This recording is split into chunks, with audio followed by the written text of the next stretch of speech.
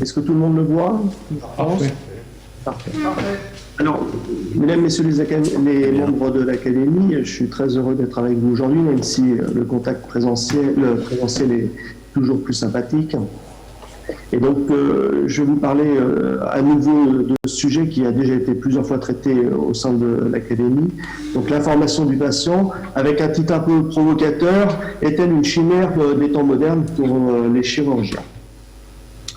Alors, comme vous l'avez dit, je suis orthopédiste à l'Institut Montsouris, je suis un ancien chirurgien militaire, professeur agrégé du Val-de-Grâce, et mes liens d'intérêt avec cette communication sont les suivants. Je suis expert auprès de la Cour d'appel de Paris et de la Cour de cassation. Alors, pourquoi ce titre? La chimère, monstre composé de plusieurs animaux qui nous viennent de la mythologie grecque, est également, lorsqu'on regarde un petit peu la définition précise dans le dictionnaire, une idée sans rapport avec la réalité, mais également un projet séduisant mais irréalisable. Et donc, est-ce que l'on peut évoquer cette chimère lorsque l'on parle de l'information de nos patients? Et d'emblée, je voulais vous montrer cette diapositive avec les éventuelles têtes et diverses parties de cette chimère qu'on pourrait imaginer, à savoir le patient, bien sûr le chirurgien, et puis le magistrat qui représente nos obligations légales. Alors on va commencer par la composante qui est le patient. Nos patients peuvent se résumer concernant l'information en deux grandes questions. Veulent-ils être informés et que retiennent-ils des informations de ce que l'on leur dit en consultation? Alors la première question, on pourrait être tenté de répondre oui, les patients bien sûr veulent être informés, mais c'est pas si évident au sein de la littérature et on a tous en consultation des patients qui nous répondent régulièrement. Docteur, vous savez bien, c'est vous qui savez, faites pour le mieux, et qui ont tendance à faire basculer l'indication chirurgicale du côté du praticien, et ce qui n'est absolument pas dans l'air du temps. Et puis à la question, retiennent-ils les informations qu'on essaye de leur transmettre? Vous allez voir, le résultat est assez catastrophique. Alors, Claude Sarvornin avait, dans un travail assez novateur, dans les années 2000, fait une enquête en orthopédie sur des actes chirurgicaux. De mémoire, je crois qu'il s'agissait des canaux carpiens, mais j'en suis pas certain. Et il avait retrouvé ces chiffres assez significatifs. Un patient sur deux avait globalement compris ce dont il souffrait. Un quart seulement avait compris pourquoi elle allait être opérée, là ça devient un peu plus inquiétant, et seulement moins de 10% avaient assimilé des éventuelles complications. Alors, la problématique de cette information retenue par les patients a été largement étudiée. Et voici encore un autre travail de l'équipe de Saint-Antoine à Paris sur une petite série, certes, mais qui s'était attachée à essayer de retrouver la concordance entre ce que le patient pensait avoir retenu et ce que le chirurgien lui avait réellement dit. Et l'on voit que sur la durée, la problématique de l'hospitalisation, qui est un sujet important pour le patient, grosso modo, il y avait un taux de concordance entre ce que le patient avait retenu et ce que le chirurgien lui avait dit de, on va dire, 50%. Et la concordance concernant les complications post-opératoires chutait aux alentours de 10%. Et donc, globalement, le patient avait tendance à faire un peu l'impasse sur les choses négatives, ce qui peut malheureusement se comprendre. Un autre travail relativement important, sous l'égide de Henry, qui était de voir s'il y avait pour analyser ce que les patients pensaient avoir compris. Et donc, sur le motif de l'intervention, on dépassait un tout petit peu les 50% de patients qui déclaraient avoir compris. Et en fait, on s'apercevait que globalement, la moitié n'avait pas compris grand-chose. Et concernant les complications et les risques, toujours pareil, un peu, grosso modo, un peu moins de 30% pensaient avoir compris les complications. Et lorsque les enquêteurs vérifiaient cette compréhension, globalement, 1 sur 2 n'avait quasiment rien compris. Donc des choses relativement inquiétantes. Et donc, grosso modo, ce problème de la mémorisation et de l'assimilation de l'information est un sujet qui a été relativement bien analysé dans la littérature,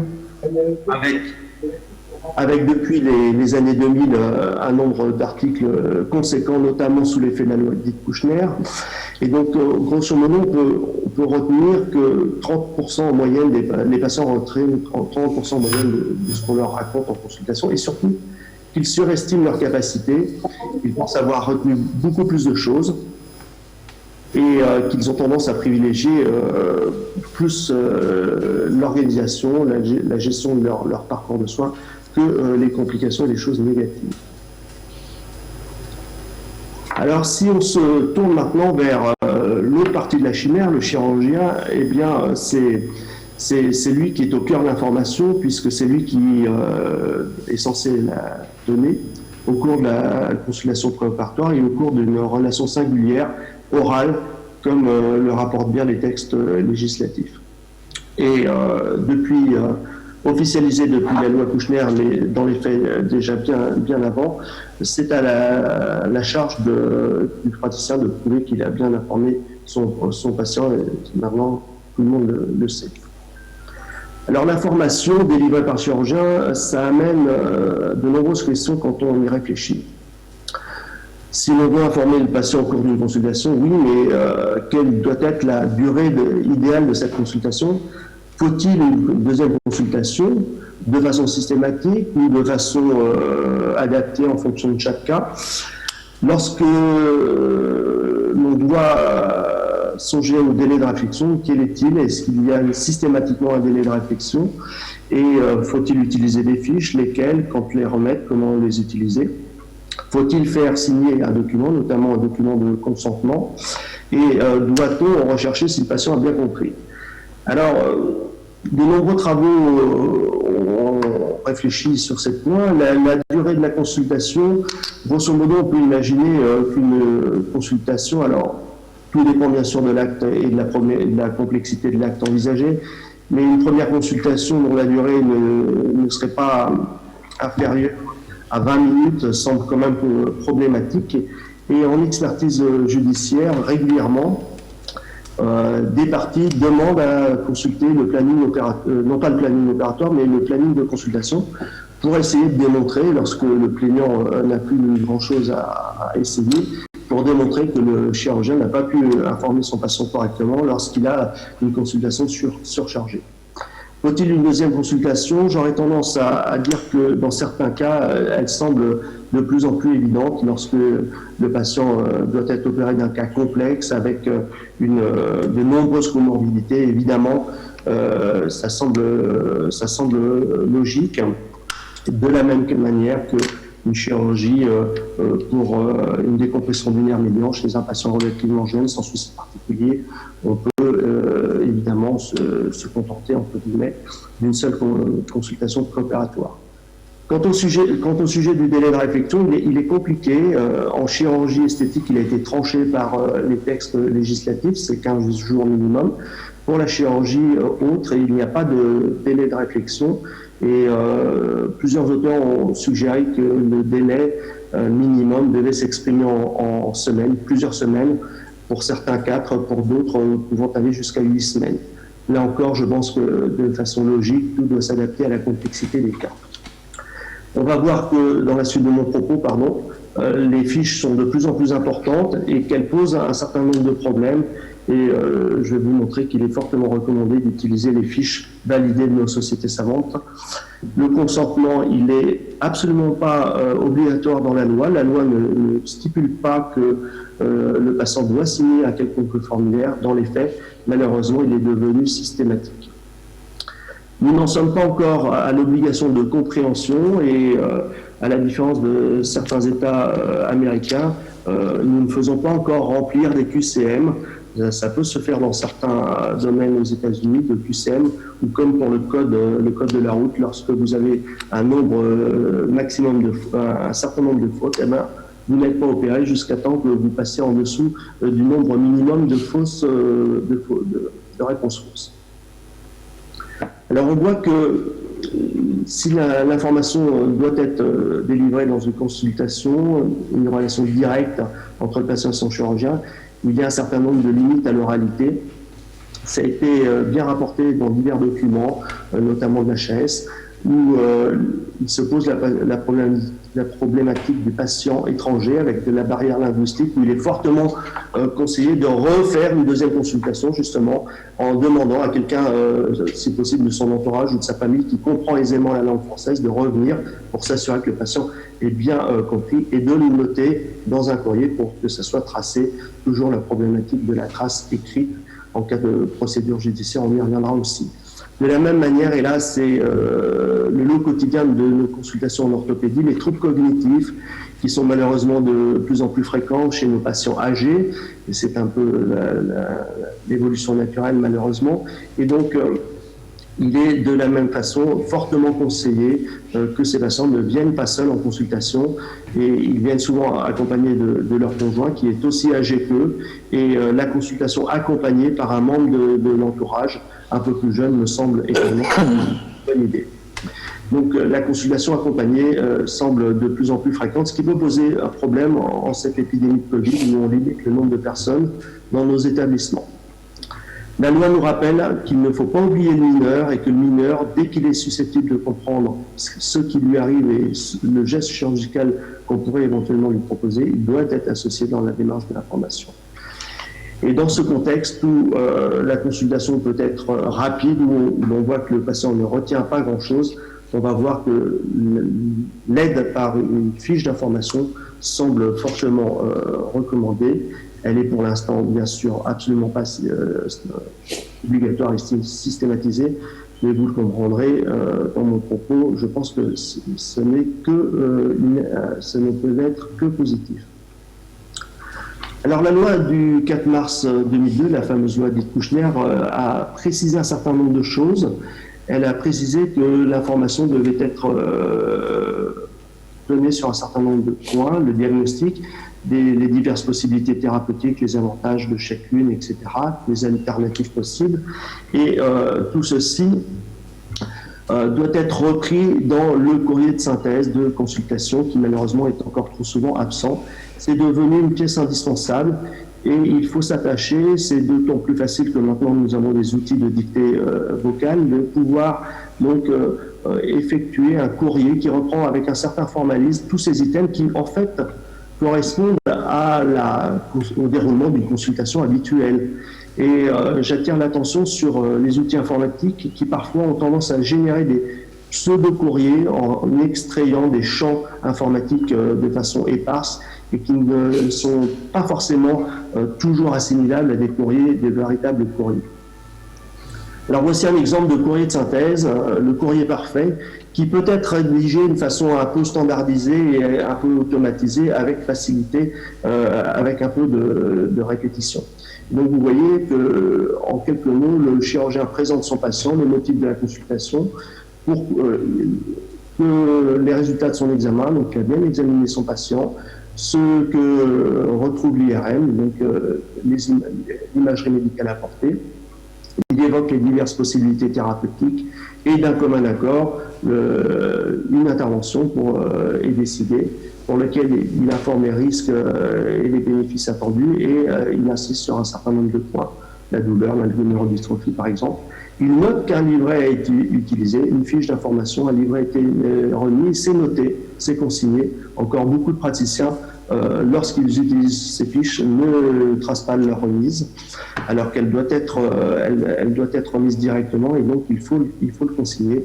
Et pour faire allusion au propos qui vient d'être tenu par M. Jardet, les consignes post-opératoires ont déjà été mentionnées et cela est noté dans le courrier, c'est très important.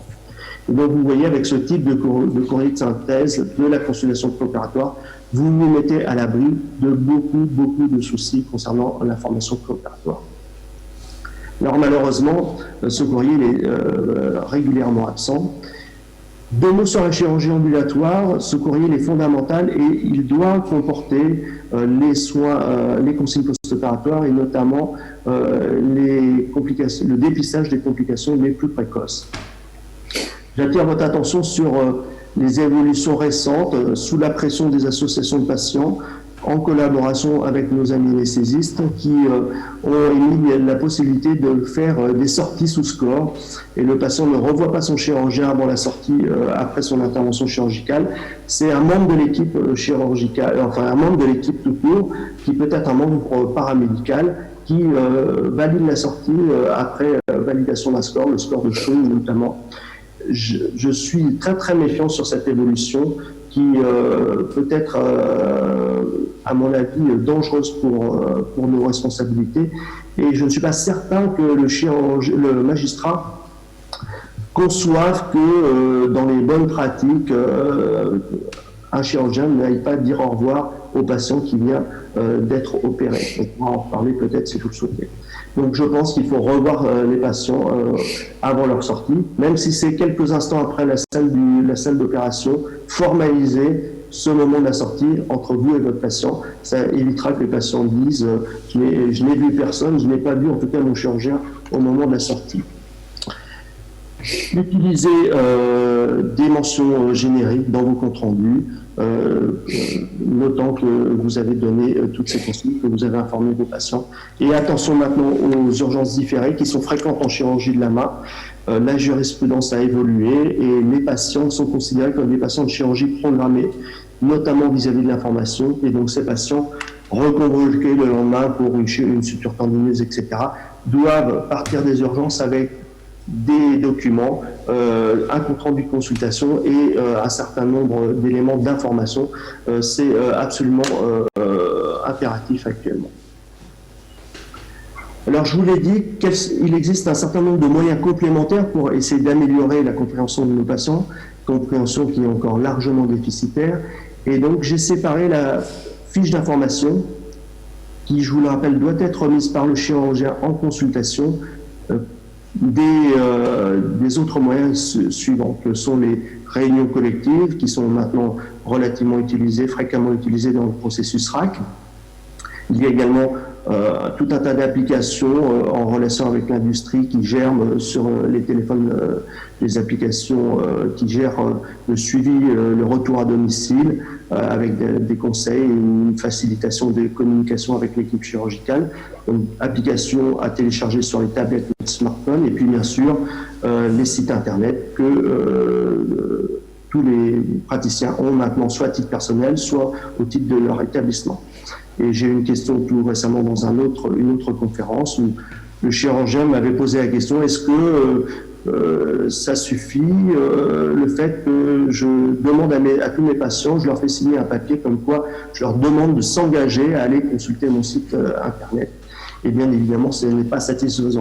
Parce que pour le législateur, la seule information qui compte, c'est l'information transmise par l'opérateur au cours d'une relation directe et singulière en consultation.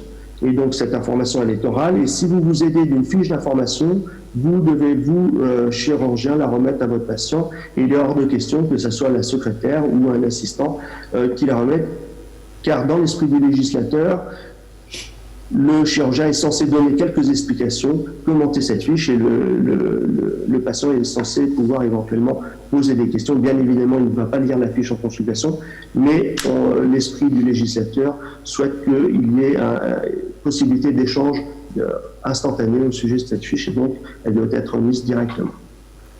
Et cette remise doit être tracée, si vous pouvez vouloir vous en défendre ensuite. Donc l'utilisation d'une fiche doit être assez codifiée et son contenu doit être validé. Et donc, sinon vous vous exposez à éventuellement une critique au cours d'une procédure judiciaire sur tel ou tel oubli ou sur le fait que votre fiche ne soit pas forcément très compréhensible. Il n'y a aucune signature à faire apposer sur ces fiches d'information. Ça, c'est bien rappelé par tous les textes réglementaires et législatifs. Et il faut éviter de basculer dans une médecine, une chirurgie défensive, où le praticien, à l'instar du petit dessin humoristique précédent, le chirurgien déverse un flot d'informations au travers de fiches ou autres, et se défausse de son devoir d'information au travers de tous ces petits moyens. Un intérêt des fiches des sociétés savantes. Les fiches des sociétés savantes ont été validées avec un processus rigoureux et elles vous mettent à l'abri d'une contestation. En tout cas, si elles sont contestées, vous n'en supporterez pas la charge. Alors, ces fiches, leur qualité peuvent être réellement mises en défaut. Et en 2001, vous voyez une étude nord-américaine faite par M. Takata qui avait trouvé au sujet des fiches de la Société d'anesthésie nord-américaine, 15% de fiches qui étaient de mauvaise qualité. Donc c'est loin d'être, et c'était des fiches censées être validées par une société scientifique. Alors ça a été également bien analysé.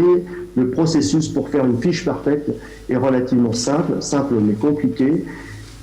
Une revue de la littérature sur le sujet au préalable, une première rédaction, mise à la critique d'un panel d'experts, modification en fonction du premier avis des experts, resoumission du deuxième jet avec un nouveau panel d'experts, puis enfin validation par deux groupes de patients, l'un ayant déjà eu l'opération en question, traitée par la fiche, et l'autre en attente de cette opération. Et donc vous voyez qu'il est parfaitement inimaginable qu'à titre personnel, les chirurgiens établissent leurs fiches de cette façon. Et donc, j'encourage tous nos collègues à utiliser plutôt des fiches de contenu validées par leur société scientifique de référence. Alors, il ne faut pas confondre la fiche d'information, c'est encore le cas chez certains de nos collègues, fiche d'information et fiche de consentement. La fiche d'information, elle est remise directement par le chirurgien au cours de la consultation. Elle ne doit pas être signée. Et sa remise, je vous encourage à la tracer dans le dossier ou à le signifier dans le courrier pour pouvoir ensuite en avoir la preuve. Elle est totalement différente de la fiche de consentement qui, elle, en pratique, est devenue obligatoire dans les faits et le patient doit la signer, mais avec un délai de réflexion pour pouvoir justifier donc qu'il ait eu un délai de réflexion. Le patient ne doit pas apposer, signer cette fiche le jour même de la remise en consultation. Et il faut absolument avoir un double archivé dans le dossier. Malheureusement, il y a encore des procédures judiciaires où cette fiche a disparu et vous devez veiller à ce que votre secrétaire soit bien organisé et à protocoliser la vérification de cette fiche avant l'intervention, bien évidemment. Alors le délai de réflexion, donc je vous le disais, il est indispensable, mais ce n'est pas précisé dans les textes. Donc on peut imaginer, comme je vous le disais, plusieurs semaines. Et de temps en temps, nous avons deux types de patients, le patient pressé et le patient inquiet. Le patient pressé qui veut absolument être opéré rapidement de son arthroscopie pour sa régularisation méniscale. Ça tombe bien, vous avez un patient qui vient de s'annuler et 4 jours après ou la semaine suivante, vous avez une place au bloc opératoire. Si vous estimez que le patient amène à subir cette intervention rapidement, que cela ne lui est pas péjoratif, à ce moment-là, je vous encourage à le noter dans le dossier, à la demande expresse du patient qui était relativement pressé. Vous lui avez proposé avec un délai bref cette intervention en estimant que cela ne lui était pas préjudiciable. Mentionnez-le toujours par écrit quelque part dans votre dossier. Et de la même manière, lorsque vous avez un patient inquiet qui rappelle votre secrétariat ou qui vous envoie un mail, c'est de plus en plus fréquent, tracez la réponse que vous faites, parce que évidemment, je ne conçois pas que vous ne lui répondiez pas, et au moindre doute, revoyez-le en consultation pour pouvoir lui réexpliquer les choses, calmer son inquiétude. Ça semble évident sur le plan éthique et sur le plan juridique, tracez tout ça dans votre dossier. Alors vous allez me dire, tout ça c'est du bon sens, oui bien sûr c'est du bon sens, mais actuellement le bon sens ne règne pas en maître dans nos dossiers et l'excellent e-learning fait à la Sofcote l'année dernière par Christophe Lebrun montrait que globalement un dossier sur deux en contentieux était encore critiquable sur le plan de l'information, ce qui était également grosso modo le pourcentage que l'on trouvait Caillès dans une série de 93 patients opérés de leur ligament croisé dans lequel l'information n'était pas toujours idéalement tracée dans le dossier, dans de nombreux cas. Donc. Alors, quelle est la véritable bonne délivrance de l'information du côté chirurgical ? Donc, du côté chirurgical, le patient doit être informé directement par son chirurgien dans une relation qui reste orale, et il doit y avoir un certain nombre d'éléments factuels tracés dans le dossier. Et donc, je vous encourage à avoir un protocole d'organisation avec votre équipe administrative et notamment votre secrétaire pour que tout contact et échange soit consigné par quelques mots dans votre dossier, de plus en plus informatisé maintenant, pour que le jour où une procédure judiciaire survient et qu'on vous demande des comptes, vous puissiez dire tel jour, à telle heure, mais tel jour, effectivement, le patient a téléphoné, on lui a répondu, etc., etc. D'autant plus que les procédures judiciaires sont en général se déroulent en général avec un certain délai qui varie plus en années qu'en mois, et il est fréquent que plus personne se souvienne avec détail de ce qui est arrivé, et laissant libre champ à une éventuelle mauvaise foi d'un côté ou de l'autre. Donc la consultation, c'est la pierre angulaire de l'information, et le courrier qui résume cette consultation doit être rédigé, comme je vous le disais, avec un certain formalisme pour reprendre, si possible, un maximum des exigences légales et réglementaires qui nous sont demandées.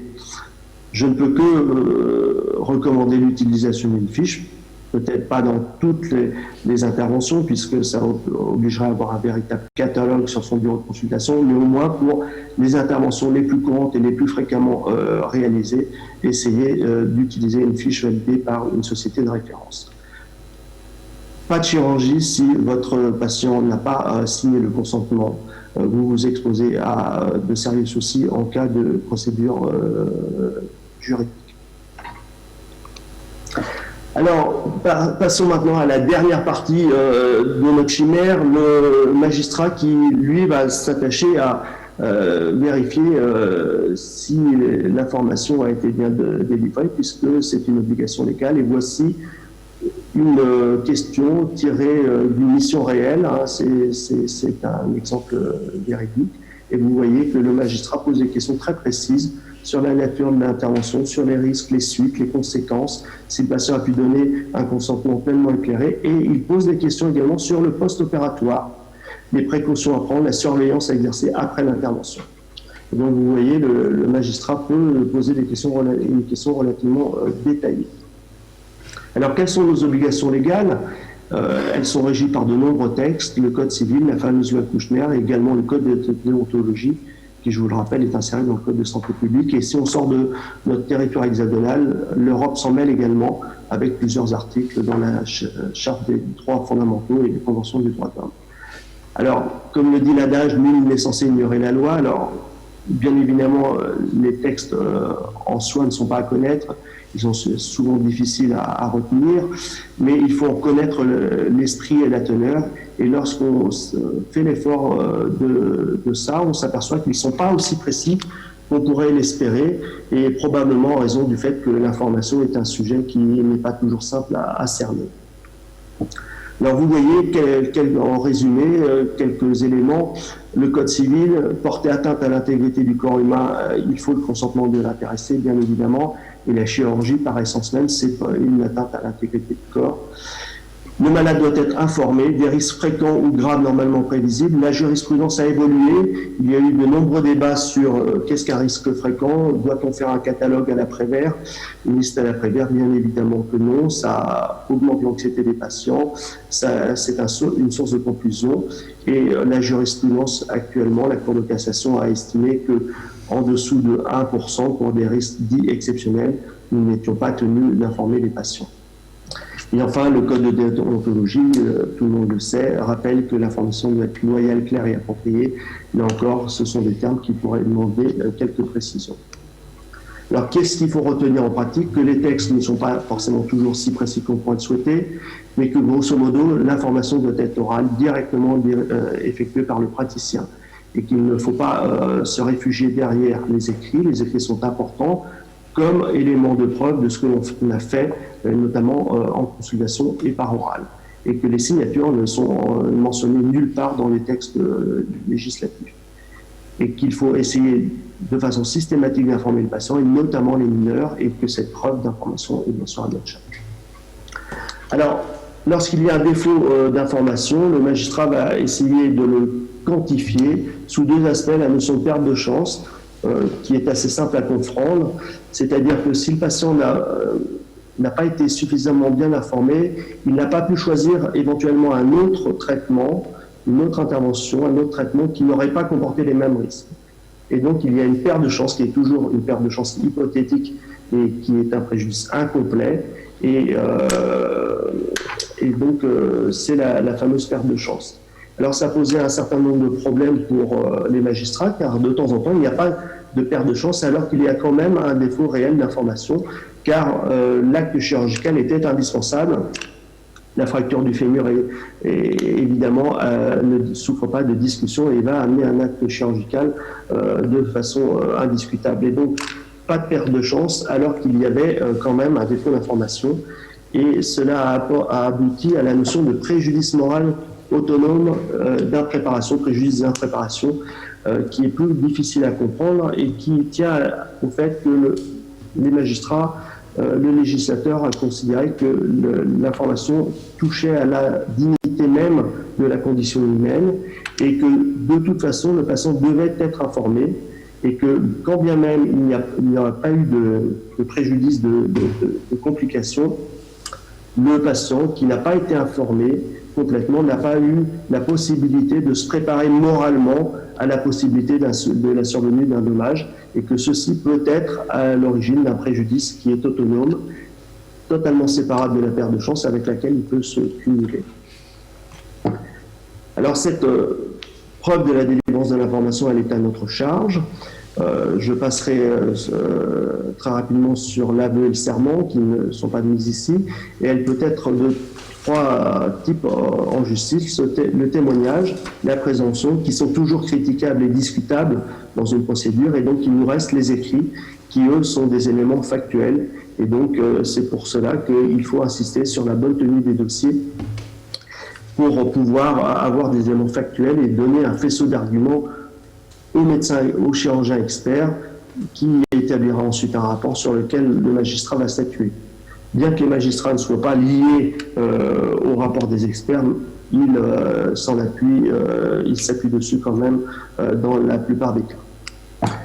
Et donc, ces écrits, c'est un faisceau d'arguments qui va correspondre en fait au dossier médical, qui va donner une ambiance générale sur comment s'est déroulée la prise en charge de ce patient.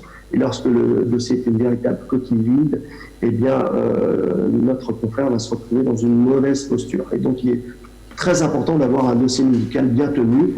Alors, il peut être papier, il est de plus en plus informatique, et il faut dire deux mots de l'archivage de ce dossier médical, d'autant plus, comme je vous le disais, la procédure peut survenir, la procédure judiciaire peut survenir avec un délai parfois de plusieurs années, et donc il faut s'assurer d'avoir un dossier périn.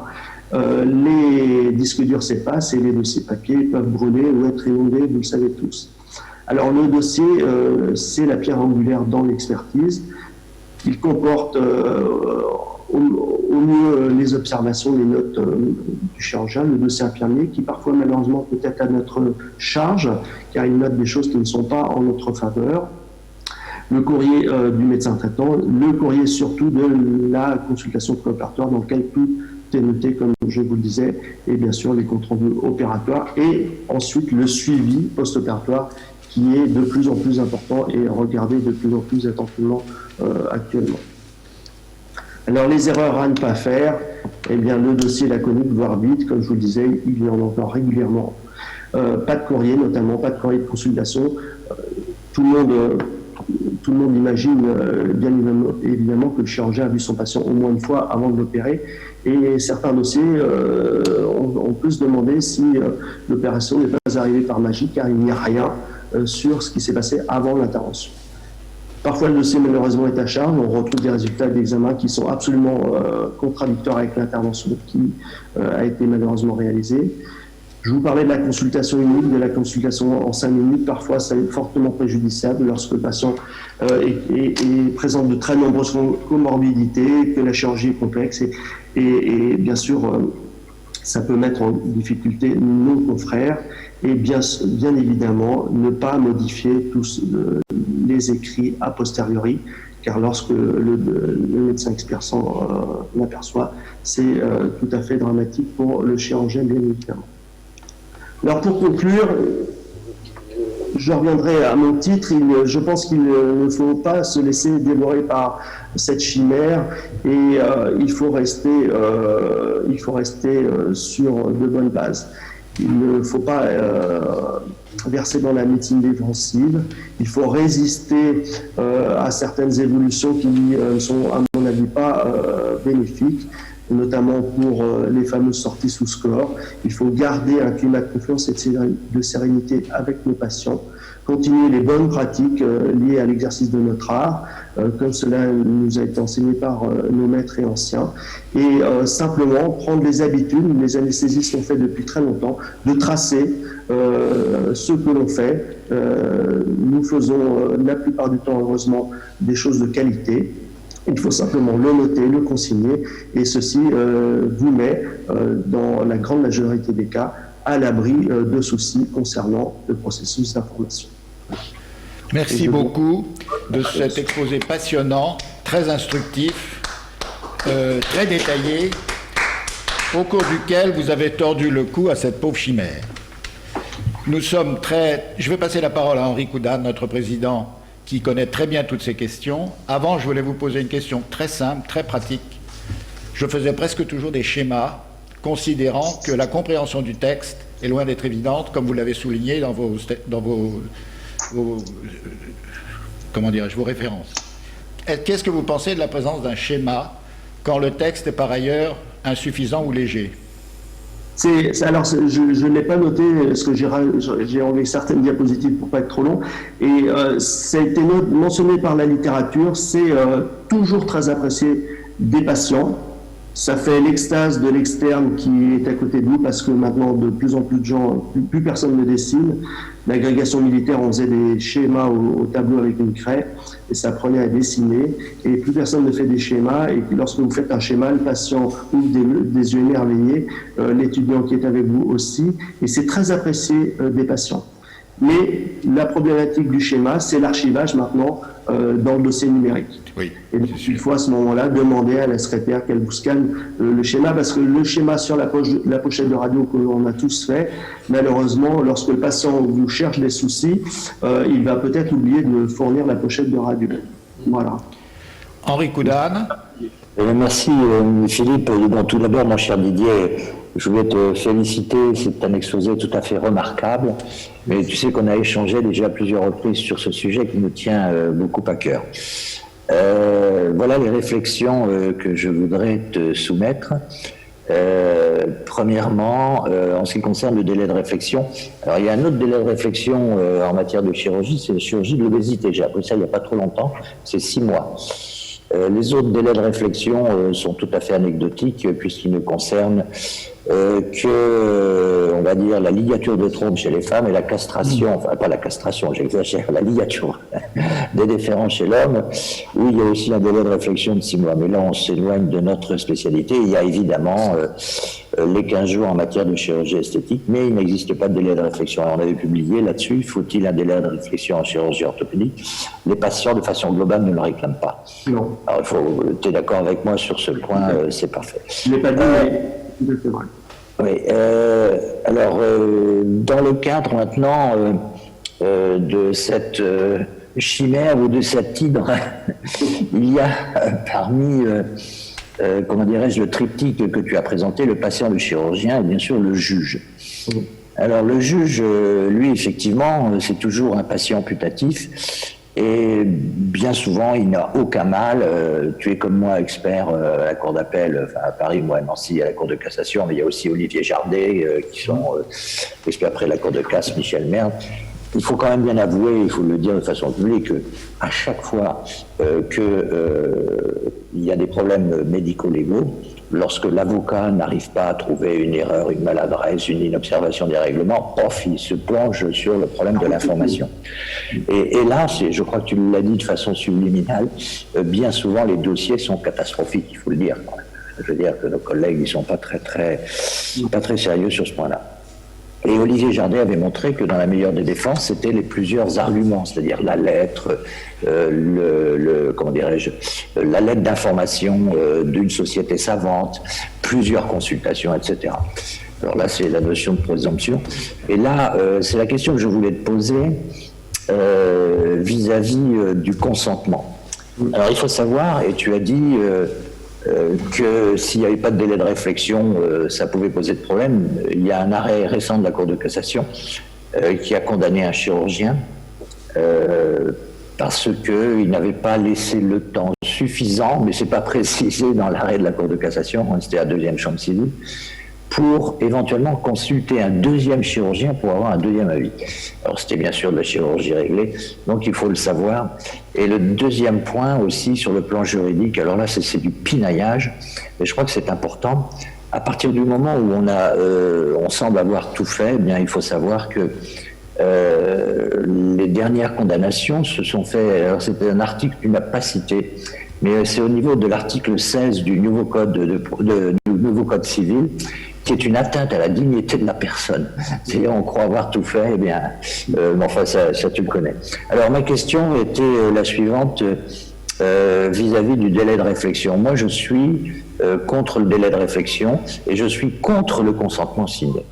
Alors, d'abord, j'ai jamais fait signer un consentement à un patient parce que je trouve que ce n'est pas une attitude éthique et qu'il y a une différence entre ce que l'on peut donner comme acceptation à un chirurgien qui fait partie de ce qu'on appelle le caractère sui generis du consentement, et puis l'achat d'un frigidaire ou d'une télévision où la loi Scrivener dit qu'on a un délai de 8 jours de rétractation. Pourquoi ? Parce que je pense que ça pose un problème éthique. À partir du moment où il y aura trop de juridisme, on aura perdu cette dimension éthique de notre profession.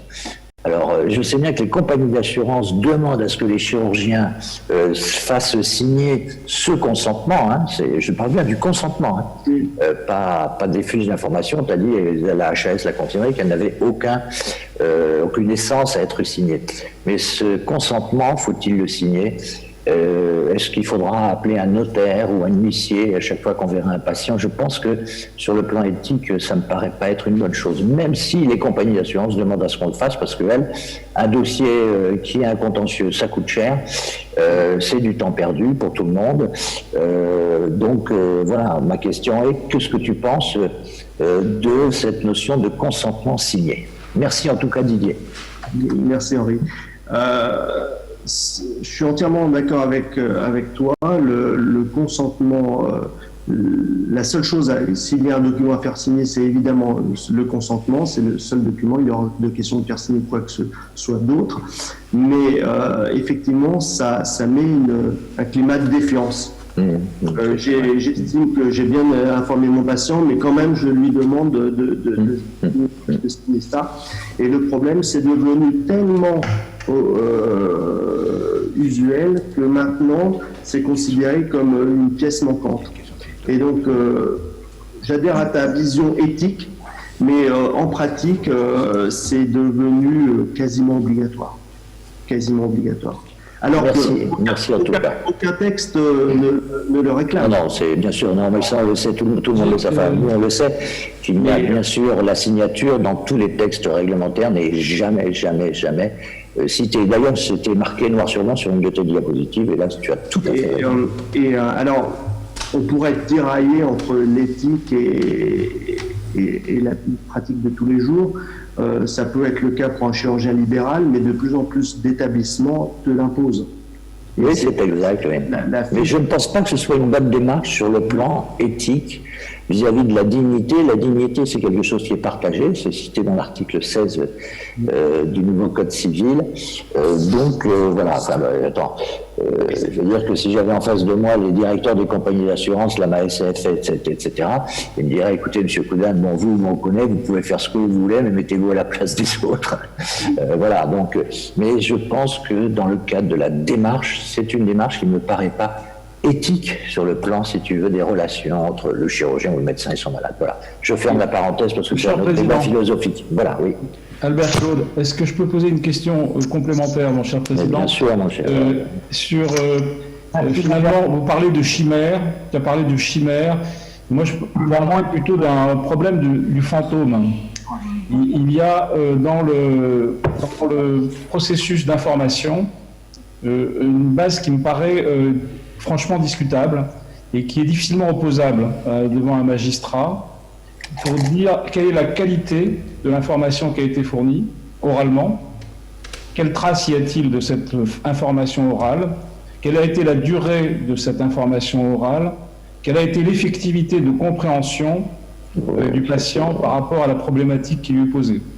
Et là, donc, il y a un énorme potentiel d'ennui pour le collègue, parce qu'il aura probablement beaucoup de mal à fournir la preuve absolue que ce qu'il a dit a bien été entendu, compris et formalisé. La lettre en question, même la lettre de consultation, quelque part, elle s'adresse à un autre collègue, au médecin correspondant. Est-ce qu'elle s'adresse vraiment au patient lui-même?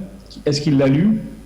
Tout ça, donc c'est vraiment une espèce d'espace complètement incertain et sur lequel, comment peut-être aujourd'hui générer une preuve.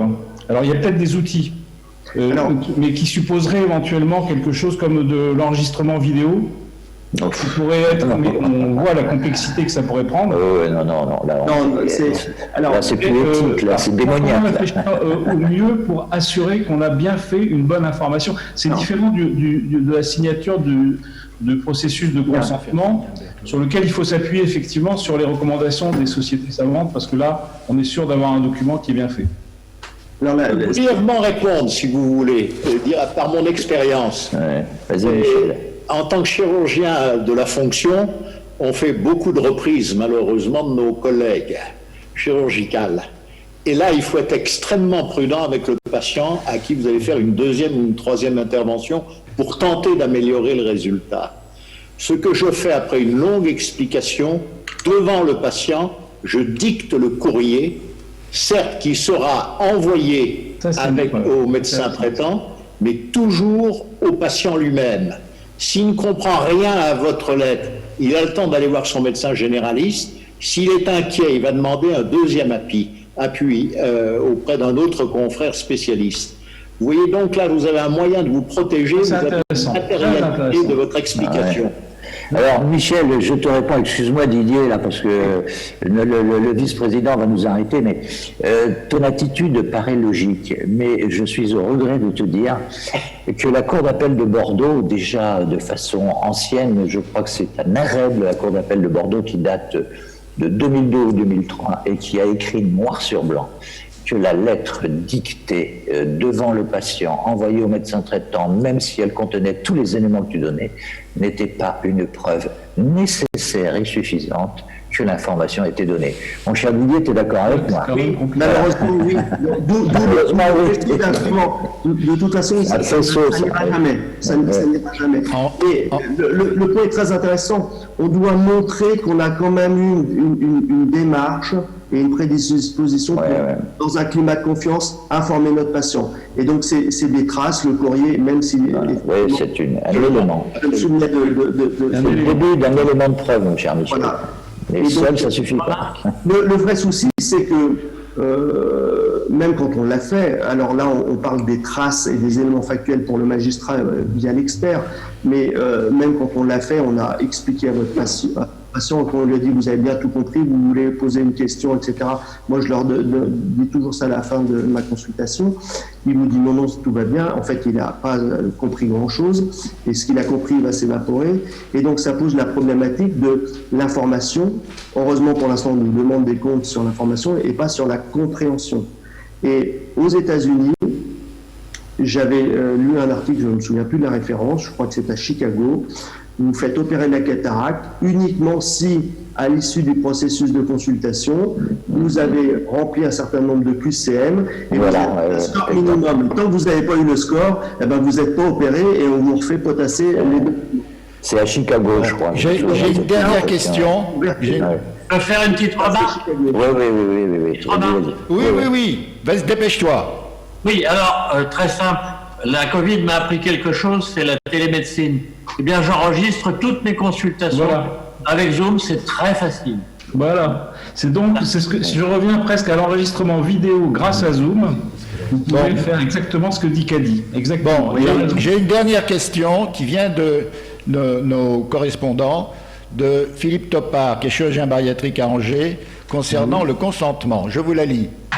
Le Conseil de l'Ordre des médecins indique en mai 2019 que le consentement n'est pas une obligation légale, ce qui est un peu contradictoire avec l'exposé de M. Ola. Il y a beaucoup de confusion entre fiche et consentement. Alors, quelle forme suggérez-vous pour y voir clair? Oui, mais c'est ce que je vais répondre. Enfin, mais Didier aura la parole en dernier, mais c'est exactement le problème. Ceci étant, pour répondre à la question c'est Philippe qui a posé une question, c'est ça? Philippe Topard, oui, Philippe Topard, notre trésorier. Il faut, s'il veut être tranquille, il prend le diaporama de Didier, il fait comme c'est écrit, et il n'aura aucun problème. Voilà. Ceci étant, le Conseil de l'Ordre, effectivement, a dit que le consentement écrit n'était pas une démarche forcément éthique dans la relation médecin-malade, dans le cas particulier, dans le cas de la déclinaison de la loi du 4 mars 2002. J'ai été clair, je pense que Didier sera d'accord avec moi. Merci beaucoup, nous passons